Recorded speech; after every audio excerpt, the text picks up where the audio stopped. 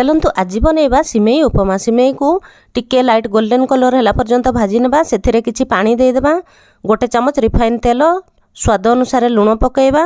2 ରୁ 3 मिनिट टिके फुटीगला परे सिमेई को गोटे जाली रे छाणी नेबा। सांगे सांगे सेथिरे ठंडा पानी देदेबा, नहले एकाठी लागि जिवो। सिमेई गरम करी 2 चमच रिफाइन तेल देबा, 2 चमच बादाम भाजी नेबा, हाफ चमच सरिष पकेबा, भृसंग पत्र, कंचा लंका पकेबा, गोटे प्याज को छोट छोट काटिकी पकेबा, छोट छोट कटा जाइतबा आलू, गाजर, कैप्सिकम पकेबा।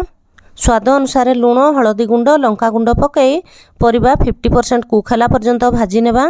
परिबा टिके सिझीगला परे छाणी रखिथिबा सिमेई को पकेबा, गोटे टमाटो छोट छोट काटिकी पकेबा, भाजी रखिथिबा बादाम को पकई भल भाबरे मिक्स कर देबा। गोटे मैगी मसला पाउच पकेबा, ता टेस्ट को 2 गुणा बढ़ाई देबो। भल भाबरे मिक्स करी 3-4 मिनिट लो फ्लेम रे कवर कर देबा। एबे हमर रेडी हे गला सिमेई उपमा। देखंतु केते सुंदर खोला खोला हेची। एहा खाइबा को बहुत ही टेस्टी लागुथला।